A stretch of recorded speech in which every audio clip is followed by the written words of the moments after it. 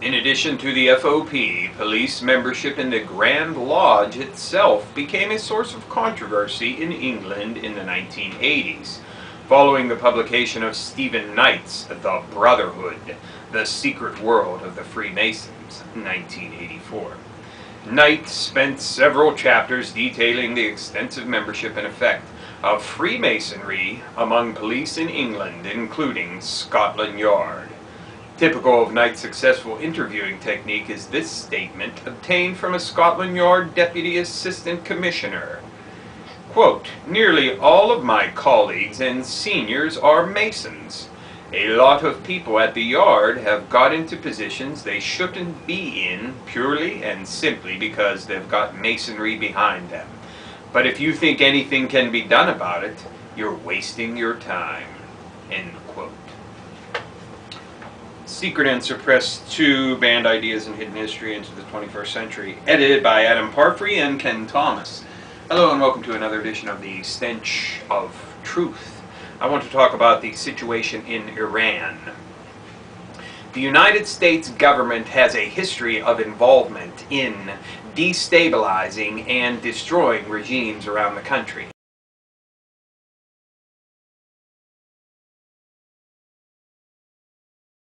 We have a direct history of involvement in Iran, having deposed the democratically elected leader of Iran and imposing the Shah.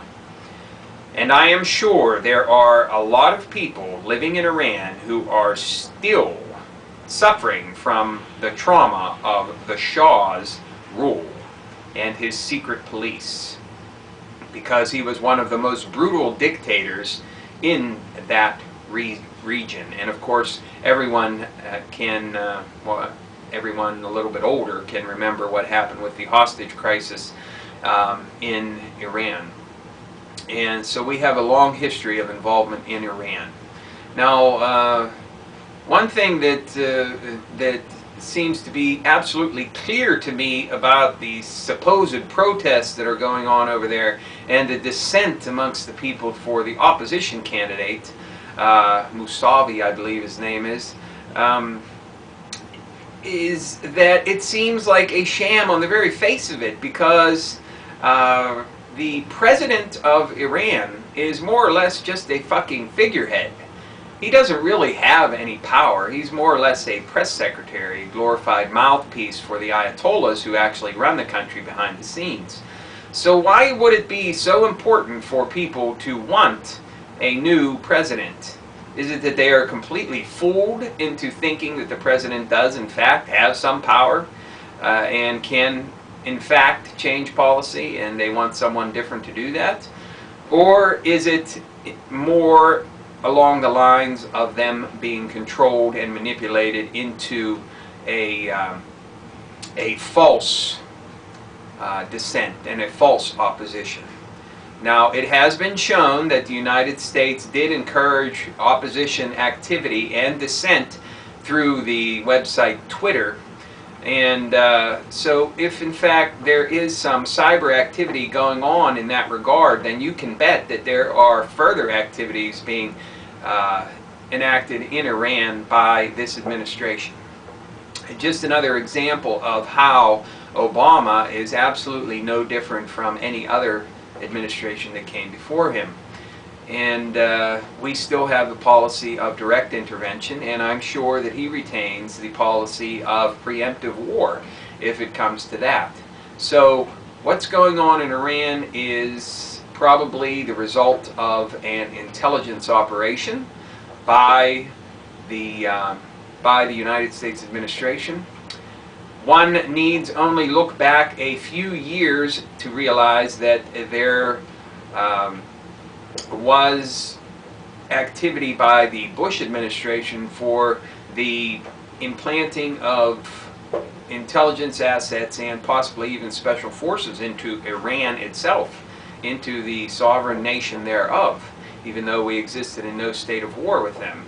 And in fact, if this was the case, then it is highly likely that those forces remain where they were placed, and they could be fomenting dissent themselves and possibly using students and the young who are eminently more moldable and shapeable by propaganda than older people in the country. So they serve a great purpose. I wish that I could say 3 cheers for the people in Iran, and I wish that I could say that I'm happy to see there's some dissent there and that the people have finally decided to speak up and to do something to try and reclaim a bit of control from their government. But I have no illusions about what's really going on in the world, and I know that any motions in that regard in that country are strictly being controlled and manipulated, either by outside forces, i.e. the United States government, or by their own inner forces, i.e. the Ayatollahs that run the country.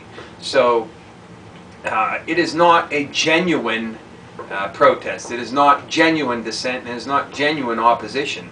I wish it were, because it would be indicative of people actually starting to get it. People actually wanting some real change. But this is all a propagandistic outcome. This is the result of direct manipulation. So keep your eyes on Iran, but realize that it may be a huge distraction. Although if it does come down to some major changes in Iran, then obviously that's a plus for the powers that be.